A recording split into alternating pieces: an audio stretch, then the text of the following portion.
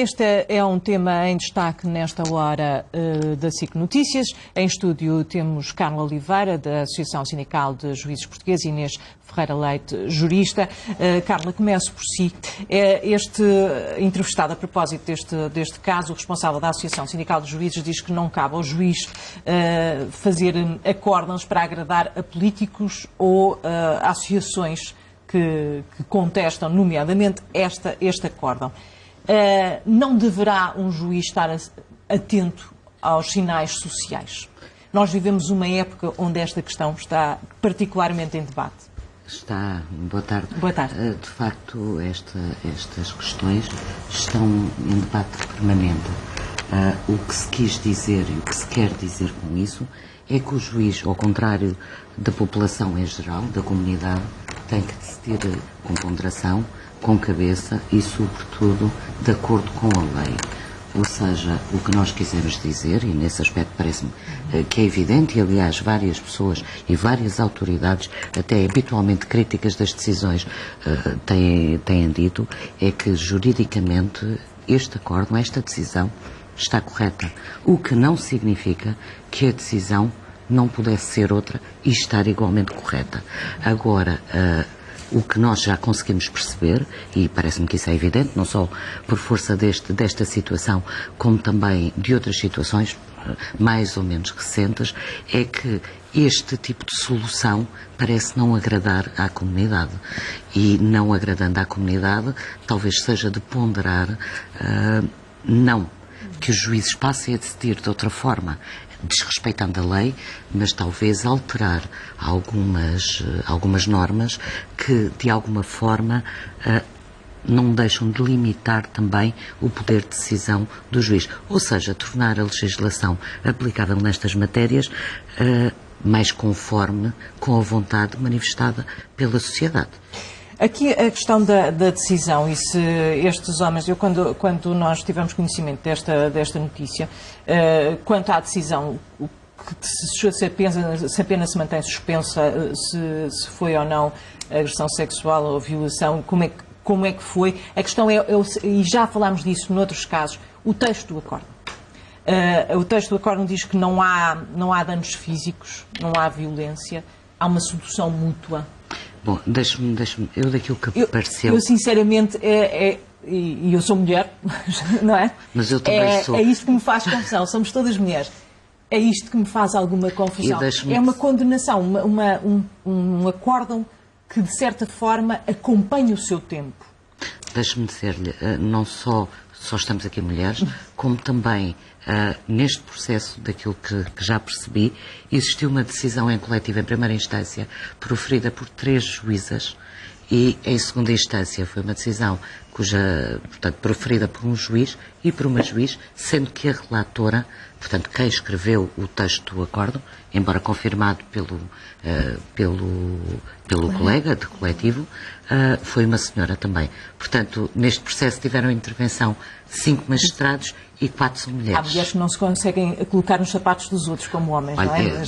Deixe-me... De qualquer maneira... Vamos ver, aqui não se trata, e nem o posso fazer, nem defender, nem de atacar qualquer tipo de decisão. O que lhe posso dizer é, poderíamos estar perante uma decisão que juridicamente não está certa. Não é o caso, porque em termos jurídicos, a violação não é aquilo que a maioria das pessoas diz que é.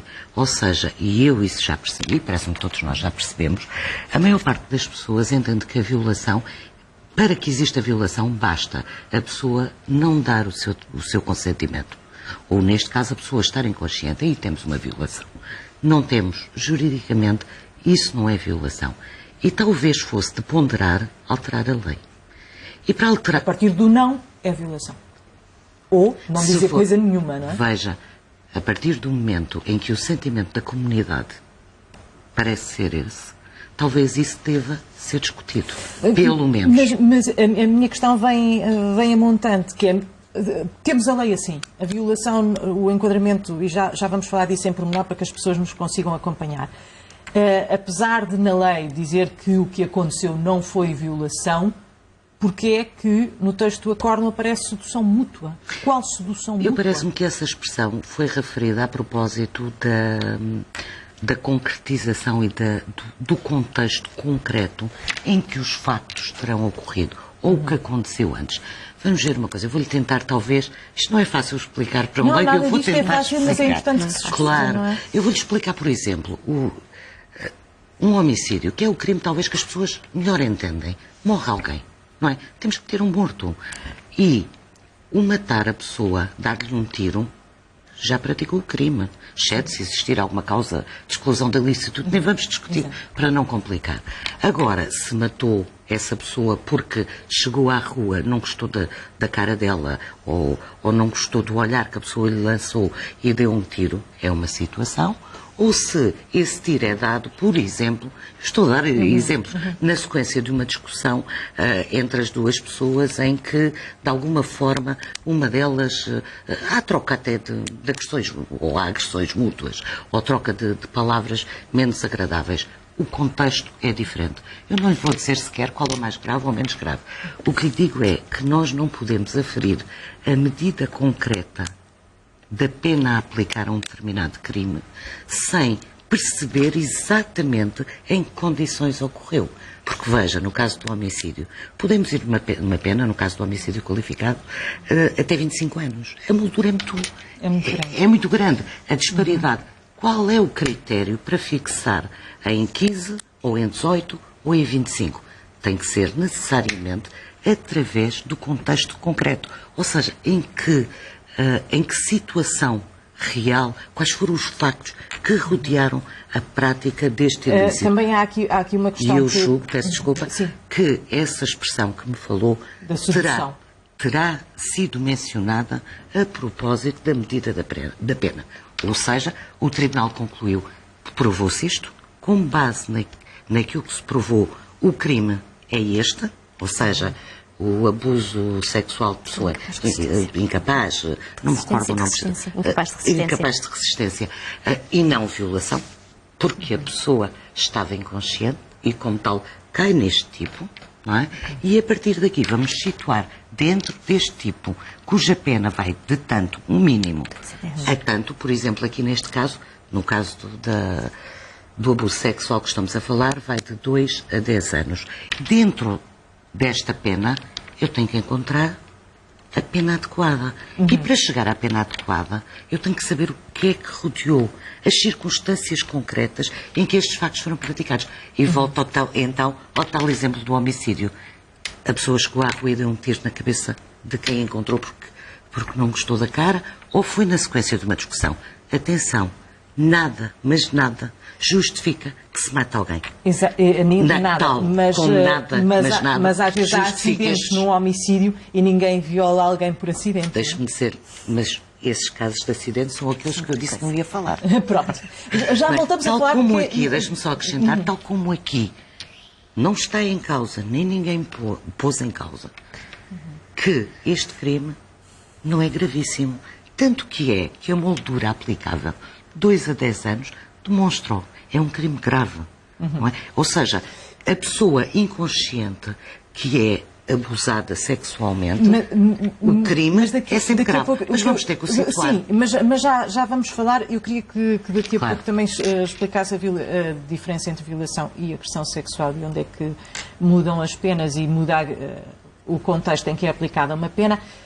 Mas, Inês, passamos por si, porque muitas associações têm dito que temos uma justiça machista. Isto já vem de há muito tempo, infelizmente, mas vem também do caso do ano passado, de outubro do ano passado, precisamente por causa daquele acórdão sobre violência doméstica. Bom, eu acho que quando se diz que temos uma justiça machista, eu acho que se está a dizer uma coisa que é muito, muito óbvia, muito linear na sociedade. Nós temos uma sociedade machista. E já agora há mulheres machistas. Claro, mas era isso que eu ia explicar. Nós temos uma sociedade... Para explicar isto, há 2 disciplinas em que eu ensino estas coisas aos meus alunos. Eu tenho uma disciplina em que falo dos crimes sexuais e explico-lhes a questão. Nós quando nascemos, podemos ser, vamos admitir que sim, não somos, mas aquela tábua rasa, não é?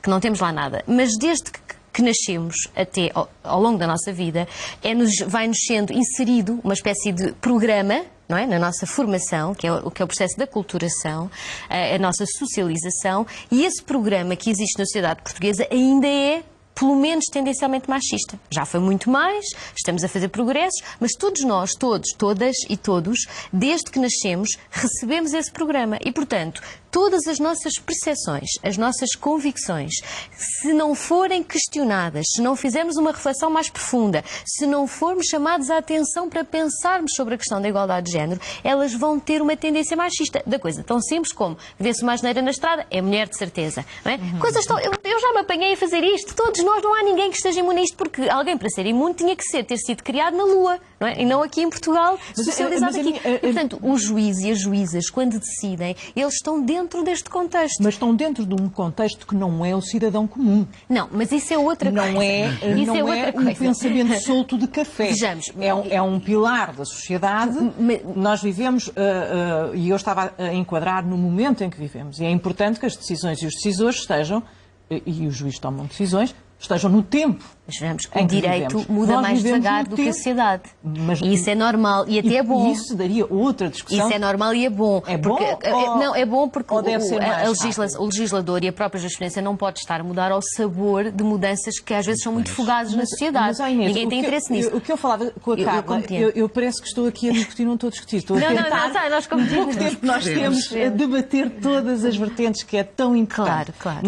Eu perguntava à Carla se no momento em que nós vivemos num momento do movimento Me Too, do movimento norte-americano, a propósito dos abusos sexuais, da forma como a sociedade, era isso que estava a discutir, da forma como a sociedade vê as mulheres. E a minha questão era, não deve a justiça responder a isso assim? Nós estamos atentos. Deve responder se for justo. Deve responder se for justo. A justiça não pode responder a qualquer clamor social. Deve responder se for justo. E neste caso, mas eu estou a falar para além da lei. Sim, e neste caso, o que eu acho é, no caso do outro acórdão, que lançou a questão de uma forma mais intensa, porque era mais óbvio, havia uma questão que era muito específica, que era a argumentação, era inconstitucional. A argumentação violava os nossos princípios basilares. E aí nós temos uma coisa muito concreta com que discutir. Aqui não se passa isto. O que é que se passa neste acórdão? Há certos momentos em que se nota que a formação da convicção e da valoração quanto à medida da pena vai numa linha que reflete a nossa tendência ligeiramente machista, pelo menos na sociedade, e ao qual ninguém é imune. E que nós só podemos contrariar se fizermos esse esforço de questionamento das nossas convicções. Quando se fala em sedução mútua naquele acórdão, os factos, dados comprovados que poderiam levar a essa conclusão são só estes. Num certo momento, a vítima foi vista por uma testemunha considerada imparcial, porque houve outras que foram descredibilizadas, a dançar junto de um dos arguidos, numa pista. Estão todos a dançar e ela estava a dançar mais próximo, ou uma coisa que se pode dizer dançar para ele. Ora, isto é um facto que poderia permitir a alguém dizer que aqui houve sedução mútua. Mas agora pensemos, muito bem, ela dançou junto do arguido durante 5 ou 10 minutos, duas ou 3 músicas.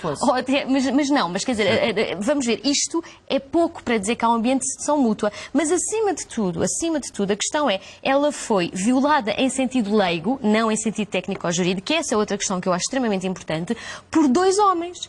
E se, no máximo, dançou junto a um deles. Portanto, como é que se fala de sedução mútua quanto a pelo menos um dos arguidos com o qual nada indica, nos factos dados são provados, que ela tenha tido qualquer proximidade? Porque o problema do direito penal é que ele é difícil, às vezes, as pessoas compreenderem aquilo que se está a querer explicar. Eu, como penalista e professora de direito penal, sou muito sensível a isso. Porque a determinação da medida da pena, ela às vezes pode ser um bocadinho traiçoeira para quem está a fazer o discurso judicial. Porque obriga mesmo a fazer isto, tal como a doutora Carla explicou, obriga o juiz a colocar-se na posição da vítima e a colocar-se na posição do arguido e a ver todas as circunstâncias e a fazer uma ponderação. Isto é difícil e, por vezes, a população pode não compreender os momentos em que o juiz se aproxima mais da perspectiva do arguido, como, por vezes, pode haver momentos em que se aproxima mais da perspectiva da vítima. Mas a questão é, não haveria uma aproximação mais rápida e mais eficaz? É isso que eu acho. Um acórdão. Claro, mas isso é uma questão de fundamentação. Não envolvesse o comentário, tipo, não há danos Claro, o comunicado. Não é provável que os agressores voltem a cometer o mesmo crime. Mas esse esforço, Não é? Normalmente é claro que é. reincidente, Não, não a questão é esta. Por isso é que nós no comunicado das capazes explicámos. E nós não discordamos com a pena concreta, porque obviamente não só não conhecemos o caso em pormenor, como não nos parece manifestamente injusta. É uma decisão correta. Da pena. Exatamente. Agora, qual era a formação, uma fundamentação adequada para poder explicar esta pena que não pegasse naqueles caminhos traiçoeiros, que depois têm um efeito pedagógico contraproducente? Dizer, por exemplo, uma coisa muito simples. Estas duas pessoas, elas de facto, eles assumiram que acharam que aquilo que fizeram era normal, que não estava errado. Mas também assumem e admitem, quer em escutas, quer em julgamento, que a rapariga estava muito embriagada e até às vezes desmaiada. Isto são pessoas que acham normal ter sexo com alguém que está desmaiado ou inconsciente. Ora, isto obviamente não é normal. A sociedade não partilha desta normalidade. E, portanto, elas são perigosas. São perigosas. E como é que vem no acórdão que é pouco provável? Porquê? Explica-se também juridicamente. Porque apesar deles acharem isto e serem potencialmente perigosas para qualquer mulher que a venham encontrar desmaiada, eles estiveram em prisão preventiva. Eles foram detidos, eles tiveram meses em prisão preventiva, ou seja, estiveram presos, eles perderam os empregos, um deles perdeu a mulher, está afastado dos filhos e, portanto, o impacto que este caso já teve na vida deles durante a fase de inquérito, instrução e julgamento já foi, de certa perspectiva, tremendo.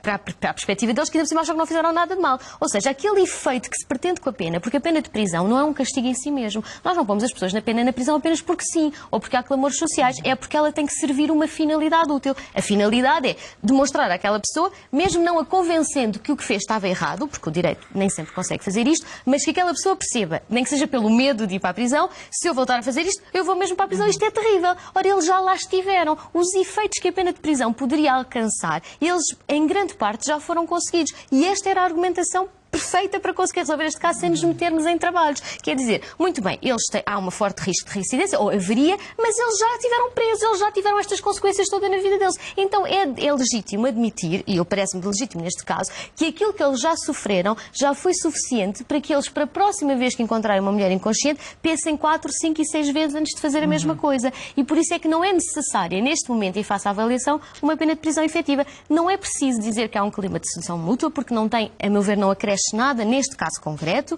Não era preciso dizer que os danos eram mínimos, porque os danos de uma violação, obviamente, não são a nódoa negra que se ficou na barriga e que passa em 3 dias. Os danos da violação são danos tremendos, que são muito para além disto. E também depende da norma. E acima de tudo o que é preocupante é dizer-se que não há risco de reincidência porque ele já não tem contacto com aquela vítima, quando obviamente não é isso que está em causa. Não é uma questão da vítima. Exato.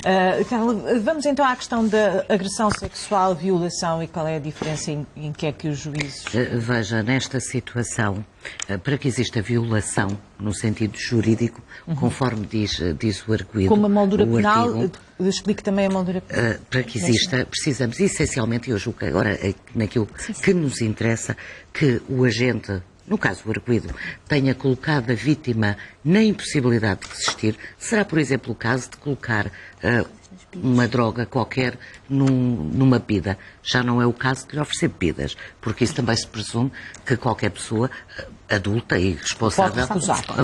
Pronto, exatamente. Portanto, será o caso de colocar a vítima nessa situação de incapacidade de resistência ou o caso de usar violência. Isto em termos gerais.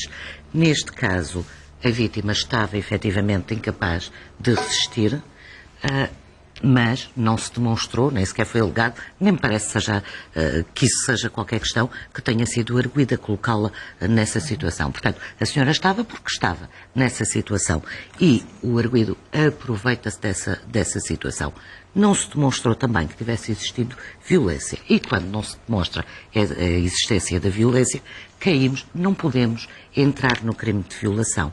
Entramos já num outro tipo de crime, que é o tal crime de agressão sexual. Abuso sexual de pessoa incapaz de resistir. Que atenção, este artigo, e isto é importante, este artigo pressupõe já a inconsciência ou incapacidade de resistir. Ou seja, só é consumado este artigo se a pessoa estiver, por exemplo, inconsciente. Se não estiver, ou se estiver capacidade para resistir, não há. Existirá violação, qualquer outro crime, mas este não. Isto para dizer o quê? A inconsciência da pessoa, que tanto se fala, é um elemento do tipo. Ou seja, se não existir, não há este crime. E sendo um elemento do tipo, não pode, pois, ser considerada para efeitos de agravação desse crime. Não sei se me fiz explicar. Ou seja, é mais ou menos o mesmo que eu dizer, para ter um crime de homicídio pressupõe um morto. Eu não posso dizer depois, para apurar qual é a pena concreta, isto é muito grave, porque este crime de homicídio é muito grave, porque além de mais, morreu uma pessoa. Não posso, não é? Porque é óbvio, se não tivesse morrido, o crime seria outro ou não seria sequer nenhum. Aqui, é o mesmo que dizer aqui, porque a pessoa estava inconsciente ou incapaz de resistir, estes atos cabem no crime. E depois não posso dizer, além do mais, isto é muito grave porque a pessoa estava inconsciente. Porque se não estivesse, não era este o crime. O que significa que, se esta conduta fosse violação, o facto da pessoa estar inconsciente seria um elemento em ter em conta para agravar e de forma considerável o crime, um eventual crime de violação. Mas não é. Não sei se me fiz entender. O que é importante, eu penso que aqui o que falhou um bocadinho, às vezes, o Poder Judicial não está muito habituado a ter que ser pedagógico para as massas, não é? Está habituado a ser pedagógico numa lógica técnico-jurídica, mas não para as massas. E às vezes essa comunicação é muito difícil.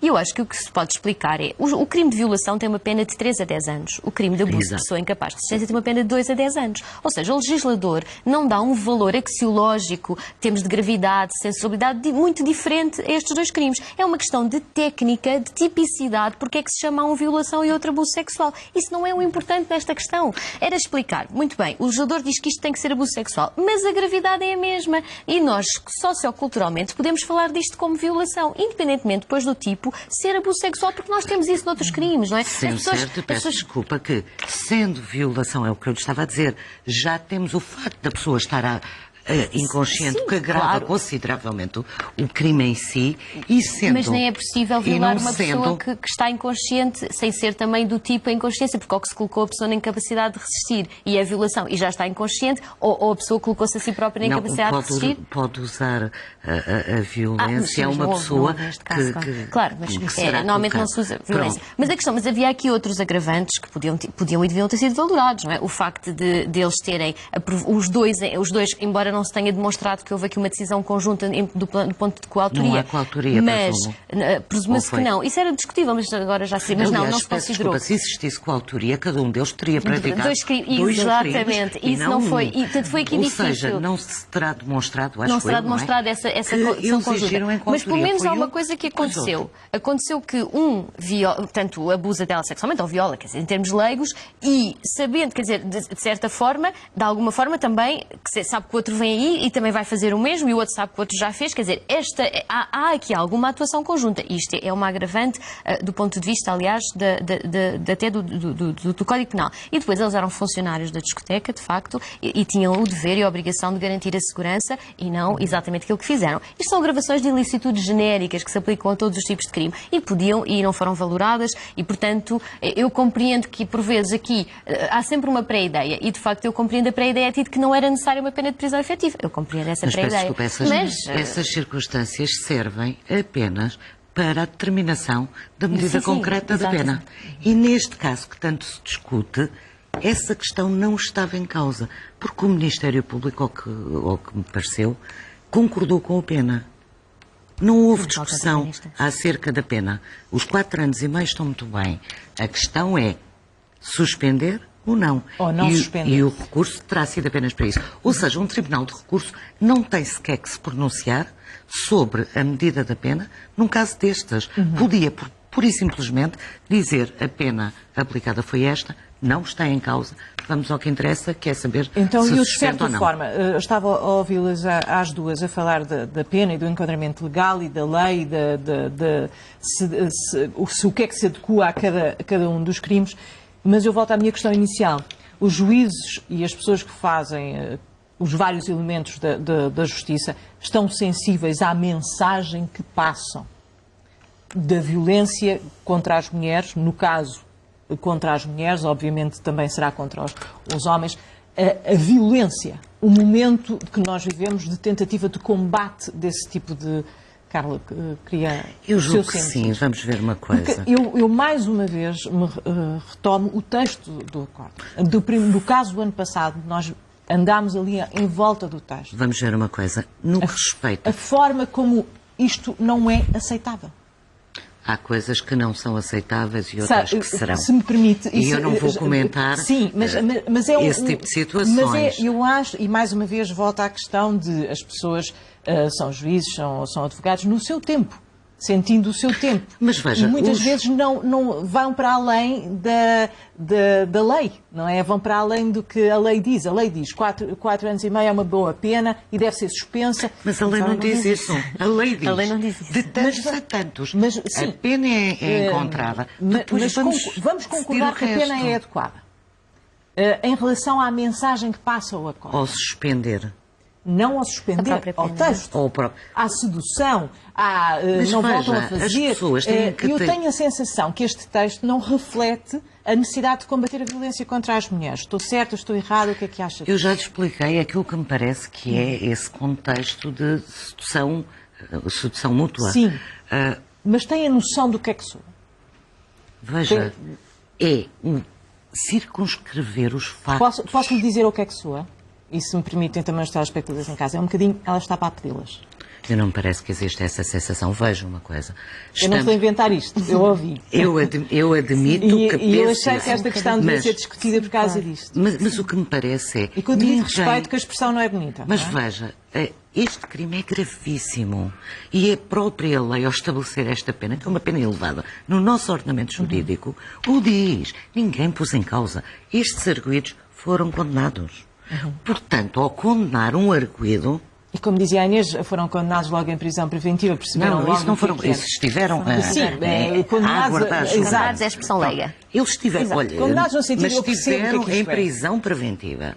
Portanto, a seguir são condenados. A condenação pressupõe um forte juízo de censura. Sem ele não existe. E não me parece que, de forma alguma, que seja essa a mensagem que quer transparecer. Aliás... E não acha que as pessoas sentem que é essa Não podem sentir, porque vejam uma coisa. Qualquer pessoa tem todo o direito de estar inconsciente, independentemente do motivo, porque desmaiou, porque se sentiu mal, porque bebeu, porque se drogou. Isso é totalmente irrelevante. E tem o direito de não ser agredida. E para o direito tem que ser irrelevante. E tem todo o direito de estar nesse estado, tenha-se colocado ou tenham-no colocado, sem ser tocada. Muito menos sem ser agredida sexualmente ou corporalmente, sem que lhe toquem, basicamente. Isso não está em causa, nem isto é o que resulta do acordo.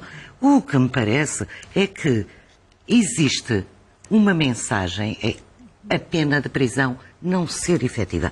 O porquê? E é aqui que as pessoas não entendem e que talvez seja bom referir que, por regra, e conforme a doutora Inês já disse, o nosso sistema não é punitivo. Nós não estamos aqui a punir o arguido por aquilo que fez. Se assim fosse, independentemente de estar arrependido, não estar inserido, tinha que ser condenado e numa pena, elevada. Não é o caso. A intenção é a reintegração do arguido na sociedade. Mas, além disso, veja uma coisa com atenção. Nós temos um artigo, que é o artigo 50 do Código Penal, que é o que regula a suspensão da execução da pena de prisão.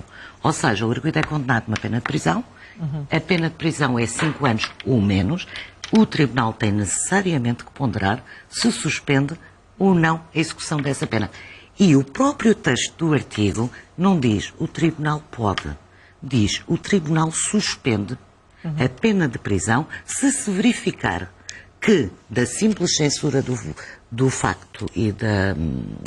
Peço desculpa, perdi-me. Da simples censura do facto e a ameaça da pena são suficientes para as finalidades da punição, ou seja, para a reintegração.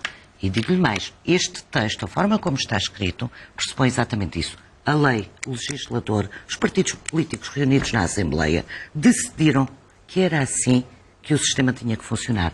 Mas mais, até 2007, a pena só podia ser suspensa até 3 anos de prisão. E em 2007 isto foi alterado. O que significa que o legislador, o que quis, foi aumentar o número de crimes e até crimes graves. Agora, será que é isto que está mal? Se calhar é. E a comunidade, no seu todo, parece-me que sente isso. Mas isso não é. Deixe-me só aqui abrir um parênteses, já voltamos a conversar, porque estamos em simultâneo a acompanhar a reunião das associações dos táxis com o Gabinete do Primeiro-Ministro. Vamos ouvir, acabaram de sair. Vamos lá ver. Posso? Vamos lá ver. Quem nos recebeu foi o Dr. Serras Lopes, que é assessor económico do Gabinete do Primeiro-Ministro. Pelo menos esperava-se que, considerando que não foi o Ministro que nos recebeu, o Primeiro-Ministro, que houvesse, enfim, da parte do assessor alguma sugestão, alguma proposta que tivesse aberto a discutir o problema. O senhor limitou-se a estar sentado e a ouvir aquilo que nós tínhamos para dizer, que é do conhecimento de toda a gente, e que no fim limitou-se a dizer que tudo bem, vou fazer isso ao seu Primeiro-Ministro e passem bem. Quer dizer, manobra de diversão. Exatamente, manobra de diversão. Acho que é uma falta de respeito pelo setor, uma falta de consideração pelas pessoas que estão aqui há dias e que não se pede muito. Nós não estamos a pedir dinheiro a ninguém, só estamos a dizer que ponham na lei, alterem a lei no sentido que o poder local possa eles fixarem os contingentes e criar as regras para o seu funcionamento. Nada disto foi acontecer. Aliás, já tínhamos conhecimento que o Sr. Primeiro-Ministro tinha mandado uma carta dizendo que mantinha a confiança no Sr. Ministro do Ambiente e que, se quisesse resolver o problema ou discutir ou continuar a discutir o problema do setor, iam para o grupo de trabalho que o Sr. Ministro estava disponível. O Sr. Primeiro-Ministro pode manter a confiança que é entender. Ora, as associações é que não têm confiança nenhuma no Sr. Ministro nem no Sr. Secretário de Estado do Ambiente. Por isso, nós não discutimos com estes senhores, seja no grupo de trabalho, até porque o grupo de trabalho é um grupo de trabalho informal, limitado às orientações do próprio Secretário de Estado. Nós não podemos apresentar propostas, elas já vêm da própria Secretaria de Estado e não é isso que nós queremos. Nós queremos ser autistas? Nós estamos a ser... A outra parte? Sim, isso não tenho dúvida nenhuma. Aliás, não só, para não dizer outra coisa, o que nós podemos dizer neste momento é que nós vamos continuar por cá. Por que acha que o Governo não cede? Eu não sei, acho que há outros interesses que porventura terão influenciar, ou pelo menos... Vamos lá ver, quem é o dono da Uber? É a Goldman Sachs. Quem é o dono? É a Goldman Sachs. E nós sabemos que emprega muita gente, tem muita influência, tem muito dinheiro. Alguns dos nossos governantes já lá estão a trabalhar. Porventura, alguns devem ter a promessa de ir lá trabalhar. Quer dizer, não se compreende. Também sabemos, e não somos inocentes, que o que está em cima da mesa é uma filosofia de mobilidade nas grandes cidades. O que o Governo pretende, e não vale a pena andarmos a esconder, quer entregar a mobilidade dos grandes centros urbanos às multinacionais, ao capital, e deixar para o táxi o transporte residual. É isto que está em cima da mesa. O negócio do século é a mobilidade. E o nosso governo, infelizmente, está a entrar neste jogo consciente do que é que está a fazer. E a lei prevê que um taxista possa também trabalhar na Uber? Não, isso é uma conversa de chacha, passa a expressão. Quer dizer, isso é para tapar os olhos às pessoas, porque a lei anterior não impedia que eu tivesse um táxi ali e pusesse um carro na Uber. É como se eu estivesse a jogar xadrez sozinho, com o tabuleiro virava conforme o interesse, que estava a concorrer contra mim próprio. Quer dizer, são habilidades, são faltas de respeito que esta gente tem com pessoas que são chefes de família, que andam a trabalhar todo dia para alimentar os seus filhos. E agora, o que é que vai acontecer? O táxi a reafirmar o que tem dito ao longo destes últimos 6 dias, o que defende com estes protestos e também a conclusão deste encontro no gabinete provisório do Primeiro-Ministro. A residência oficial está, como sabem, em obras e o gabinete do Primeiro-Ministro está na Praça do Comércio. Não houve nada de novo, foram recebidos por um assessor que tomou conta do que os trazia ali para um contacto com o Primeiro-Ministro e mais não disse, e os taxistas, como ouvimos, vão manter o protesto ainda sem fim à vista. Retomaremos este tema mais à frente. Regressamos à discussão que estávamos aqui a ter em estúdio para um contacto ao telefone com a Andreia Peniche, que pertence a uma associação do Porto, que tem uma manifestação, uma concentração marcada para quarta-feira. Boa tarde, Andreia. A propósito deste acórdão, o que é que acha que está mal neste acórdão? Achamos que esse acórdão é mais um que revela que a justiça não é justa com as mulheres, que trata as mulheres diferentemente, que continua a aplicar uma dupla moral e que essa dupla moral transformada em sentença prejudica as mulheres, prejudica-as praticamente, portanto, na prática e simbolicamente, porque continua a ver as mulheres como aquilo que era expectável de uma sociedade do século XIX e não de uma sociedade do século XXI. E que tipo de resposta tem tido a este apelo, a esta concentração? Uma enorme adesão, muita indignação. Aliás, nós decidimos marcar este protesto exatamente porque percebemos que a indignação não era só nossa, mas que tínhamos uma série de pessoas que nos foram fazendo chegar mensagens e com elas a proporem-nos e a insistirem que era preciso tomar as ruas para demonstrarmos que estamos insatisfeitas com este tipo de justiça que prejudica as mulheres. Andréia, agradeço a sua participação neste espaço de debate na edição da tarde. Inês, faltava-me ouvi-la assim a respeito desta minha questão, se a Justiça está sensível a esta necessidade de mudar, até culturalmente, a forma de ver as mulheres. Já há alguma sensibilidade. Eu acho que ainda não está, é no ponto que a sociedade talvez veja como satisfatória face a estes clamores mais intensos. O que eu acho é que, vejamos, há uma falta na nossa sociedade ainda, e isso decorre da nossa herança passada, de se compreender, quer por parte da sociedade, perceber melhor a lógica da aplicação do direito, principalmente no direito penal, porque nós hoje em dia estamos numa sociedade em que o crime passou a ser um produto de entretenimento e isso muda radicalmente os termos do chamado canal de comunicabilidade entre os tribunais e a sociedade, que é uma coisa que é fundamental para alcançar os fins do direito penal. O direito penal funciona numa lógica preventiva. Nós temos que, à partida, a pessoa, o cidadão normal tem que, à partida, ter uma ideia do que é o direito penal e mais ou menos uma expectativa de quais são as reações. Para isso, acha-se, é o que se acha, não está demonstrado cientificamente, mas é o que se acha, para isso ordenar o seu comportamento. E isto só funciona se houver... Evitar o castigo. Exatamente. Isto só funciona... que o castigo é tão pesado. Mas isto só funciona se houver um bom canal de comunicabilidade entre os tribunais e a sociedade. E então, como é que está? E o que eu acho é que esse canal, quando a sociedade mudou para nos últimos 10, 15 anos, para transformar o crime num produto de entretenimento e as reclamações penais numa questão de intervenção até nas ruas, acho que houve ainda alguma dificuldade do Poder Judicial em compreender que tem que mudar a linguagem. Tem que mudar a linguagem um bocadinho nos próprios acórdãos, tem que ter uma linguagem mais pedagógica, não a pensar nos advogados, nos juízes e no Ministério Público, mas a pensar nas massas, porque efetivamente os acórdãos vão ser comentados e analisados na sociedade, como aliás é inevitável, se queremos ter uma boa construção de prevenção geral, essa comunicabilidade tem que existir e compreender também que tem que começar a fazer uma reflexão mais profunda sobre esta relação entre este sentir social e estas questões. Porque, por exemplo, eu não coloco em causa a justiça desta pena, mas nós sabemos que uma das tendências atuais da sociedade é achar que a prisão é a solução para tudo. E que sempre que há um problema, mais pena de prisão, mais penas mais elevadas. Há incêndios, penas mais elevadas. Há corrupção, todos na prisão. Há uma situação desta, tem que ir para a prisão. Esta é a resposta básica primária da sociedade a problemas sociais. Cientificamente nós sabemos com não sei quantos dados, que isto não funciona, que não é propormos mais pessoas na prisão ou mais tempo que o crime vai mudar. Disso a respeito da violência doméstica. Nós quando sabemos o agressor disso. É preso, se calhar vem de lá e o Nós sabemos que não é assim que funciona, mas nós temos que explicar isto à sociedade e o Poder Judicial tem que também ter esta conversa. E depois, o problema é que muitas vezes nós sabemos e sentimos que às vezes noutra criminalidade, que não é uma criminalidade que afeta desproporcionalmente as mulheres, qual é que afeta desproporcionalmente as mulheres? Violência doméstica, crimes sexuais. Quando pensamos na criminalidade que nos afeta a todos por iguais, furtos, corrupções, burlas, que muitas vezes acontece que arguidos primários, que estão também integrados, receberem penas de 4 anos e meio, de 5 anos. Os 5 anos e 6 meses é muito comum, que é para fugir à questão do artigo 50 e então não se pode suspender e está resolvido, que são penas de prisão efetiva. E nesses casos argumenta-se fortemente, porque é a tendência da nossa jurisprudência, com a prevenção geral. E diz, não, o crime de corrupção é um crime que a sociedade repudia acima de tudo. É terrível. Então, prisão efetiva. E depois, quando se chega a crimes que são talvez mais danosos do ponto de vista pessoal, como a violência doméstica que mata mais de 20 mulheres todos os anos, os crimes sexuais que têm consequências profundas e por vezes irreversíveis nas vítimas, já essa ponderação não é feita da mesma forma. Sendo que a minha crítica não é, e atenção, eu não acho que a solução é pôr toda a gente na prisão, eu acho que a solução é fazermos de facto esta reflexão. O que é mais importante para a sociedade? A liberdade sexual não é um valor fundamental?